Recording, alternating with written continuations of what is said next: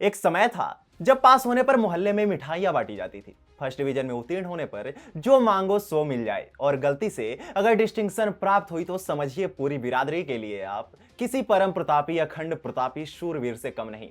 आपका कद तो यूं समझ लीजिए कि अमरेंद्र बाहुबली से कम न होगा। लेकिन फिर आया शिक्षा में व्यवसायीकरण का युग, और अब तो स्थिति ऐसी है कि लोग भी पूछते हैं फर्स्ट डिवीजन वो का होता है। नमस्कार, स्वागत है आपका टीएफआई पर, जो है भारत का सबसे विश्वसनीय ऑल्टरनेट न्यूज मीडिया पोर्टल। और मैं अवनीश तिवारी आपको परिचित कराऊंगा कि कैसे 90% को प्रसाद की तरह बांटने की स्कीम से न सिर्फ शिक्षा के स्तर में गिरावट आई है, अपितु प्रतिस्पर्धा की भावना भी इतिहास बन रही है। तो अविलंब आरंभ करते हैं। 25 दिन में पैसा डबल हो न हो, लेकिन आज के युग में 25 दिन में 90% नंबर अवश्य आ जाते हैं। अब वो दिन गए जब एक नंबर के लिए लड़ना और तरसना पड़ता था, क्योंकि मूल्यांकन की पद्धति में अब आकाश पाताल का अंतर आ चुका है। कभी सोचा है कि आईआईटी जी मेंस में आप 2 नंबर से पीछे क्यों रह जाते हैं? कभी सोचा है कि लाख चाहने पर भी दिल्ली यूनिवर्सिटी के कट ऑफ लिस्ट घटने के बजाय बढ़ते ही क्यों जाते हैं? इसके पीछे के 2 प्रमुख कारण हैं। पहला, शिक्षा का व्यवसायीकरण, और दूसरा मूल्यांकन का गिरता स्तर। शिक्षा के व्यवसायीकरण और उसके दुष्प्रभाव से हम अनभिज्ञ नहीं हैं, लेकिन भारतीय शिक्षण व्यवस्था में मूल्यांकन भी एक प्रमुख कारण है कि आखिर क्यों हमारे शैक्षणिक व्यवस्था को अब उपहास का विषय बना दिया गया।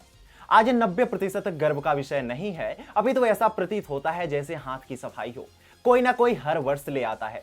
अब नंबर कमाए नहीं जाते, नंबर मुफ्त में बांटे जाते हैं, जैसे कोई मिड डे मील की योजना हो। एक समय होता था जब सेकेंड डिवीजन लाने में भी लोगों के पसीने छूट जाते थे, इसलिए नहीं क्योंकि शिक्षा व्यवस्था में खामियां थी, परंतु इसलिए क्योंकि तब मूल्यांकन में प्रश्नोत्तरी यानी एग्जाम पेपर के एक एक बात पर जोर दिया जाता था।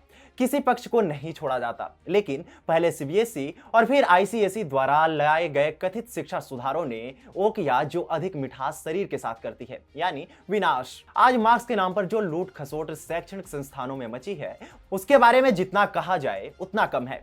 इसके कारण न जाने कितने जीवन बर्बाद हो रहे हैं, कितने सपनों पर पानी फिर रहा है। इसी से निपटने हेतु हाल ही में राष्ट्रीय शिक्षा नीति के अंतर्गत सीयूईटी परीक्षा का प्रस्ताव पारित हुआ, जिसके अंतर्गत अब 10वीं और 12वीं के परीक्षा के अंकों को अधिक वरीयता नहीं दी जाएगी। परंतु समस्या यहीं पर खत्म नहीं होती। 10वीं और 12वीं के परीक्षाओं के कथित टॉपरों को जो अनावश्यक लाइमलाइट मिलती है, वो लाइमलाइट हटते ही उनका क्या होता है, कभी किसी ने सोचा है? क्यों सोचेंगे? उपयोगिता खत्म, काम खत्म।